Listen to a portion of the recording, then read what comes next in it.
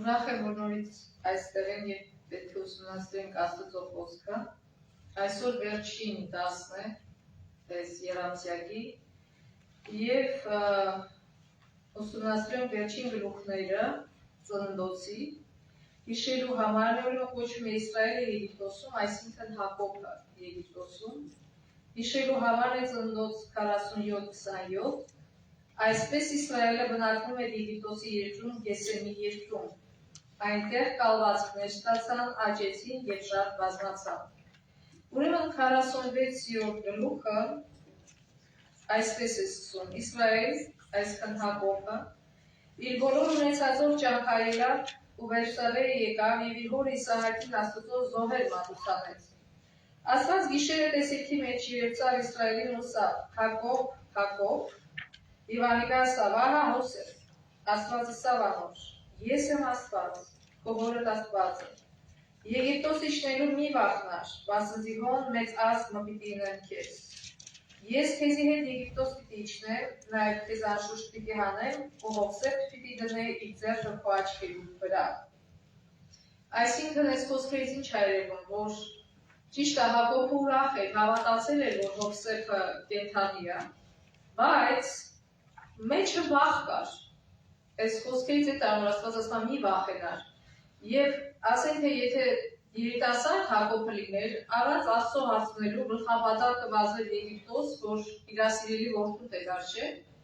բայց հիմա արդեն ինքը սովորել Աստծո հետ քայլ գցել, ամեն քայլը Աստծո հետ գցել, և նույնիսկ այս դեպքում ինքը որոշեց փորձել Աստծո հետ, արդյոք գնա Եգիպտոս թե չէ, որովհետև Աստված ասել է ես այս երկիրն եմ քեզ տալու, Քանան չէ։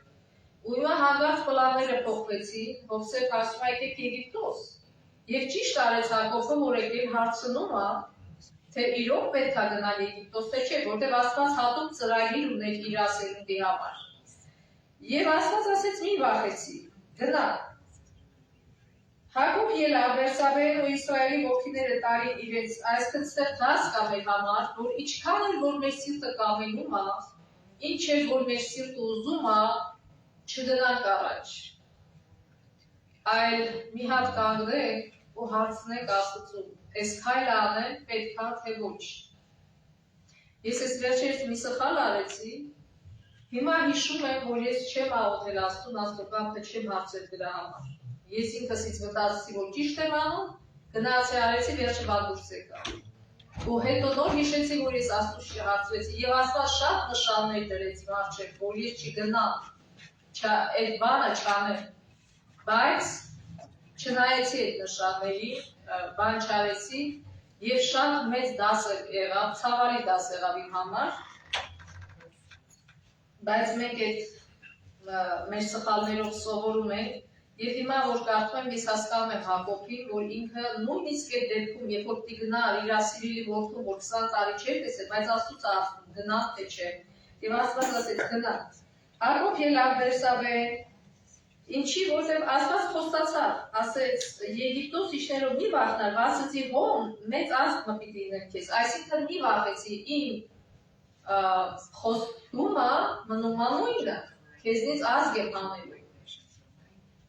Հակոբ ելավ Բերսաբեին ու Իսրայելի որդիները տարին իրենց հայրը, Հակոբը ու իրենց տղաներն ու իրենց կիները այն կարգերով, որոնք Փարավոն ղրկեց զանիկա տանելու համար, առին իրենց ստացվածքը, որոնք Քանանի երկրի մեջ ստացել էին, Եգիպտոս եկան Հակոբ ու իր բոլոր ծերունդը իրեն հետ, իր որդիները ու իր որդիներուն որդիները իրեն հետ, իր աղջիկները ու իր որդիներուն աղջիկները եւ իր բոլոր ծերունդը իրեն հետ Եգիպտոս բերավ։ Հետո ստեղ նշում է անունները, թե ինչքան որդի ուներ Հակոբը։ Եվ հետո ասում է 28 համարից. Անիկա Հուդան իր արջևեն հրկեց Հովսեփին ու որ Գեսեմը ցուցներ է, եւ անոնք Գեսեմի երկիրը եկան։ Եվ Հովսեփ իր կարգը պատրաստեց ու իր հայրը Իսրայելը դիմավորելու համար Գեսեմ ելավ, ու երբ անոր դեմը ելավ անոր պարանոցին վրա անկավ, ու երկար ատեն անոր պարանոցին վրա լաց եղավ։ Այսքան տեսեք, հարստությունը, փառքը,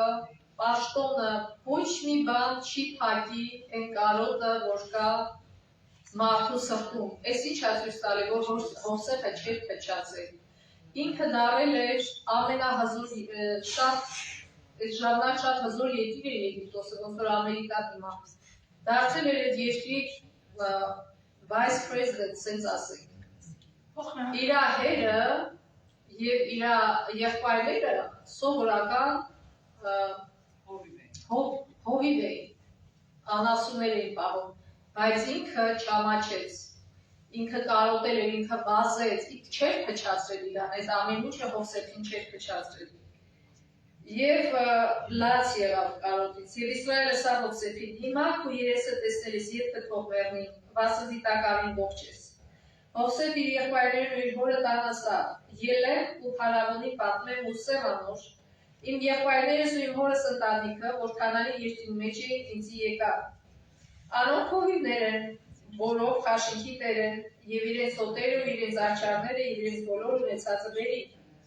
Մանավանդ նշենք, որ Եգիպտոսում շատ ամոթ էր հովիվ լինելը, շատ ցածր, հիմա է շատ երկրներում ինքնիցրետ էցա, շատ ցածր դասակարգի մարդ էին համարում իրաց։ Եվ փարավոն ձեզ կանչե ու ասե, ինչ է արհեստիտ, ասեք, քո ծառաները մեր մանկութենեն մինչև հիմա մենք ալ մեր հայրերն ալ խաշինքի տեր են, որպեսզի Գեսեմի երկրի մեջ բնակի, վասնզի ամեն հովիվ եգիպտացիներին առջև դաշելի է։ Տես ինչ հետաքրքիր է։ Ուրեմն պատկերացնենք, որ մեկը եկել է դարել է Ամերիկայի vice president, ասենք թե, եւ իր բարեկամները գալիս են, ինքը բերում է իր ծնողներին, քույրերին, եղբայրներին, դες սովորական մարդիկ է, եւ հաջորդ քայլը ինչ կլինի, երբ որ մտածում ես, որ ինքը կվերցնի իրանց, ասի լավ, հերիք բանը, որ շարունակակ արեք, եկեք, ես ձեզ լավ գործ տամ, հեշտ, կապ տրի առաջ նստեք ձեր համար փողը դրեք ջեբները, բայց շատ անգամ իմացել է, չէ՞, որ նստում է վերևը, սկսում է իր բարեկամների պաշտոններ, չի հարցնում, այս մարդը կարելի է պաշտոն անի, թե չէ, եւ ինչ է դրանից դուրս գալի։ Խարը խշտի, այսինքն այդ երկիրը գնում է փլուզման, որովհետեւ ոչ կոմպետենտ մարդիկ են նստել, բարեկամության հիմունքով են դնում պաշտոնին։ Եվ հիմա ստեղ հետաքրքիր է, եղբայրները կարային մտածեն, ասեն, այս մարդը չի ուզում, որ մենք էլ իրապես լավ գործի լինենք, էլի, ես ինչ ասում, գնացեք, ասեք, ոչխարենք պահում, առանցի գնալ, բայց փառք Աստծո այս մարդիկ խոնարհվել էին եւ դες բաներ չմտածեցին, այլ երբ որ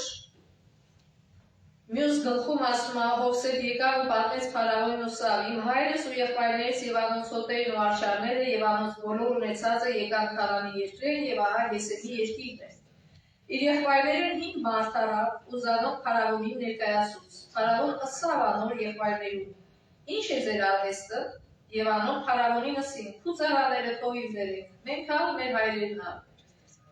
Ուրեմն լսեցին Հովսեփին։ Հովսեփի ասածը լսեցին, չմտածեցին, նո ինքը լավ տեղ է, ասեց չի ուզում, որ մենք էլ բարձրանանք նախածա։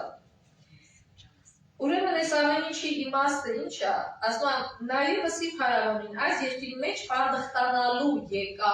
ուզեցան ասել, մենք ստեղ ժամանակավոր ենք, միտք չունենք երկար մնալու, ընդմիշտ մնալու, վասնզի Քանանի երկրի մեջ սովին սասկանալուն համար ու ծառաներու հոտերուն արածելիք չկա։ Ուստի հիմա կարաչե թող ծառաները Գեսեմի երկրի մեջ բնակին։ Այսինքն ուղղակի փարավոնի ողորմություն են խնդրում, որ թույլ տուր, քանի որ դեռ չկա մեր կողերի համար Գեսեմում լավ էր, խոտ կար, թույլ տուր, որ որոշ ժամանակ լինի եւ Հովսեփի խաթր, այնքան էլ սիրում ու հարգում Հովսեփին փարավոնը, որ փարավոնը թույլ տվեց։ Փարավոն խոսեցավ Հովսեփին ասելով. Քո հայրդ ու եղբայրներդ քեզի եկան Եգիպտոս արջևը դեր։ Քո հայրդ ու եղբայրներդ երկին ամենեն աղեկ տեղը բնակեցուր։ Գեսեմի երկին մեջ թող բնակի, եւ եթե անոնց մեջ ճարպիկ մարդիկ կան, զանոնքի մոտերուս վրա վերակացուր է։ Ուրեմն ստեղ շատ կարևոր դաս է մեր համար, ինչի Հովսեփը այդպես ասեց եւ ինչի իրանք հետևեցին եւ ինչի Հակոբ անհանգիստ, որովհետեւ մեր ծնվելու իմաստը այն չի, որ մենք հարստանանք, որ մենք անուն հանենք, որ մենք Աստծուց բարձր թռնենք, ասենց ասենք, գողանանք Աստծու պատիվ, ոնց որ եղբայրն էր ասում, բայց ինչ է, ամեն մեկը երբ որ ծնվում է, ինչ է, Աստված իր կյանքի համար գործ է, չէ՞ տալի։ Հիմա ինչեր սերունդ տվել Աբրահամին եւ Հակոբին, ինչեր սերունդ տվել։ Ինչեր ասում ազգ եմ անելու ձեզանից, ինչն է նպատակը։ Որովհետև այդ ազգի միջոցով ծնվելու էր մարդկության փրկիչը, այս էր ծրագիրը այդ ազգի համար, այդ մարդկանց համար։ Եթե իրանք մնային Եգիպտոսում, հավետ, ինչ էր տեղ ունենալ, ինտեղ հեթանոսներ էին ապրում, տարբեր աստվածներ էին պաշտում, իրանք լրիվ կշեղվեին, կսկսեին այդ աստվածներին պաշտել և ճշմարտությունը մեջտեղից կդնար։ Այսինքն իրանք էր կդանային հեթանոս, ու չէր լինի այն սերունդը, որի միջոցով պիտի Հիսուսը ծնվեր։ Եվ ուրեմն սա դաս պիտի լինի մեր համար, որ մենք պիտի փորձենք հասկանալ Աստված ինչ է ուզում, որ մենք մեր կյանքի մեջ իրականացնենք, որովհետև մենք կարող ենք մեր պլանները կազմել եւ հետևել մեր պլաններին, բայց եթե մենք քրիստոնյա ենք, մենք պիտի Աստծուն հարցնենք, թե իր պլանը, իր ծրագիրը մեր կյանքի համար ինչ է, եւ ըստ դրա շարժվենք։ Ոչ թե ասենք, ստեղ լավ է, ստեղ կմնա, մեզ ստեղից մի շարժի, մենք ստեղ չաղ ու բախտավոր ենք, էլ ստեղ մի խոսան մեր ստեղից գնալու մասին։ Եվ դրա համար հետագայում Աստված թույլ տվեց, որ նեղության մատնեն իրանց, որտեղ ստեղ ասում կալվածներ ստացան, չէ՞, բայց որոշ տարիներ անցավ այս փարավոնը մահացավ, եսեցին իրանց նեղել։ Սկսեցին իրանց նեղել եւ դրա համար իրանք խնդրեցին Աստծուն, որ դուրս գա։ Եթե իրանց չնեղեին, եթե իրանք շարունակեին լավ ապրել, իրանք բոլորովին ցանկություն չէին ունենալու դուրս գալու, ազգ դառնալու առանձին, այլ կմերվեին եգիպտացիների հետ եւ ճշմարտության մասին գիտությունը ոչնչանար եւ Հիսուսն էլ որ ազգից պիտի ծնվեր, այսինքն այն ազգը, որ ճանաչում Աստծուն, այդտեղից պիտի ծնվեր։ Եվ դա սատանայի ծրագիրն է, որ մեջտեղից տանենք, որ Հիսուսը չծնվի, բայց փառք Աստծո,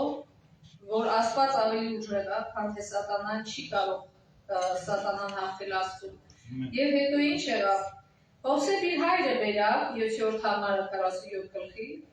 ու փարավոնին առջև անեց։ Հակոբ օրհնեց փարավոնը։ Փարավոնը սավ Հակոբին, քու կյանքի տարիներն օրերը որ չափ է, եւ Հակոբ սավ փարավոնը, իմ պատմությունս տարիներն օրերը 130 տարի է։ Իմ կյանքիս տարիներն օրերը քիչ ու ցավով եղավ, եւ իմ հայրերուս պատմության օրերուն մեջ եղած իրենց կյանքի տարիներուն օրերուն չհասավ։ Եվ Հակոբ օրհնեց փարավոնը ու դուրս ելավ փարավոնի առջև։ Հետաքրքիր է, փարավոնը ինքը համարում է իր Աստված, ուներ իր փուրմերը, եւ զարմանալի է, որ ստեղ հասարակ հոգդից օրհնություն ընդունում։ Ինչի, որովհետեւ ճիշտ է, քաղաքականապես, սոցիալապես ինքը բարձր էր Հակոբից, բայց գոյություն ունի ոգևոր մթնոլորտ ոլորտ, որում Հակոբը ավելի բարձր էր փարավոնից եւ ինքը օրհնեց փարավոնին։ Սա էլի դաս է մեր համար, որ Աստված մեզ տվել է իր ճշմարտությունը եւ ասեց մկայեք իմ մասին բոլորին։ Եվ եթե օրհնություն է մարդկանց, երբ որ ճշմարտությունը չես պահում քո սրտի մեջ գաղտնի, այլ տալիս ես մարդկանց։ Եվ ինչքան էլ որ մարդը մեզանից քաղաքականապես, սոցիալապես կամ այլ ձևերով բարձր է, կապ չունի։ Մենք կարող ենք հոգևոր ձևով օրհնել այդ մարդուն, պատմելով ճշմարտությունը, կիսվելով, վկայելով Աստծո մասին եւ փրկության լուր բերելով։ Որտեղ ի վերջո այս կյանքում ամենակարևորը դա է, կապ չունի այդ մարդը ինչքան հաջողության ասել, եթե ինքը իմ լռելու պատճառով կորսվի հավիտենական կյանքի համար, ես մենք մեր վրա դրած այն ծրագիրը, որ Աստված ուզում է մեր կյանքի համար, ձախողված կլինի։ Այսի շատ պարզ մենք պիտի հիշենք, ով ուզում է մենք լինենք, բժիշկ, դասատու, չգիտեմ նա, ով ուզում է լինենք, եթե մենք քրիստոնյա ենք եւ մեր վրա Այդ Հիսուսը ասել է, որ բոլոր իմ աշակերտները եւ քարոզեք մարդկանց եւ վկայեք մարդկանց մասին։ Մեր հիմնական առաջին մտածմունքը, մտահոգությունը պիտի լինի դա, որ մենք մարդկանց բերենք Հիսուսի մոտ։ Որտեղ ասում է փնտրեք երկրի արդարությունը եւ ամեն ինչ ձեզ կտրվի, հենց սա էլ է մեր արված դրա մեջ, ինչ հաշտարկում փնտրեք երկրի արդարությունը։ Եվ դու ձգտես եւ ուրիշներին էլ օգնես, որ իրանք գտնեն ճշմարտությունը։ Եվ ասում է Հովսեփ Եգիպտոսի ամենանավե կողմը Ռամսեսի երկրի մեջ բնակեցուց իր հայրն ու եղբայրները եւ անոնց կալվածք տվավ, ինչպես փարավոն հրամայել էր։ Հովսեփ իր հայրն ու եղբայրները ու իր հորը բոլոր տունը անոնց ընտանիքներուն համեմատ հացով կսնուցան էր։ Այսինքն սեղի չկա կարևոր, Աստված ուզեցավ ասել, ես ձեզ չեմ բերել ստեղ, որ դուք դառնաք հարուստ, չգիտեմ, անունով, չգիտեմ ինչ։ Այս ժամանակավորապես բերել եմ, որ դուք կենդանի մնաք եւ դուք շատանաք, բարենպաստ պայմաններ ստեղծեք։ Եվ Հովսեփը միտումնավոր իրաց դրեց առանձին Գեսեմի երկրում, որ իրանք չշփվեն շատ հեթանոսների հետ եւ չփչանան, չընկնեն ազդեցության տակ։ Իհարկե, դա շատ դժվար է, որտեղ մենք գիտենք, երբ որ իրանք դուրս եկան Եգիպտոսից, շատ էին փչացել եւ ինչքան էին բողոքում Մովսեսին անդադ չէ, եւ նույնիսկ այդ ամբողջ սերունդը չմտավ, ամբողջ սերունդը, որ Եգիպտոսում էր մեծացել, մեծ սերունդը, որ այդտեղից դուրս եկավ, այնքան էին դարել այդպես նյութական, որ ամեն ինչի համար բողոքում են եւ վերջի վերջով չմտավ, այլ իրանց սերունդը մտավ։ Եվ վերջում ուրեմն Հակոբը ծերանում է եւ ստեղ ասում է, որ այս բաները հետո Հովսեփի նստեց Ահակու 48 գլխի առաջին համարից։ Ահակու հայրը հիվանդ է, Անիկա իր երկու որդիները Մանասեն ու Եփրոն իրեն հետ առավ։ Հակոբի բանը վեցավ, Ահակու որդի Հովսեփ քեզի կուքա։ Իսրայելը ուրոցավ ու անկողին վրա նստավ, եւ Հակոբը սա Հովսեփին։ Ամենակարող Աստված Քանանի երկիրը լուզի մեջ Երևցանիցի օրհնեցիս եւ ասալից. Ահա քեզ պիտի աճեցնեմ ու շատ ծնեմ եւ քեզ շատ ժողովներու հայր պիտի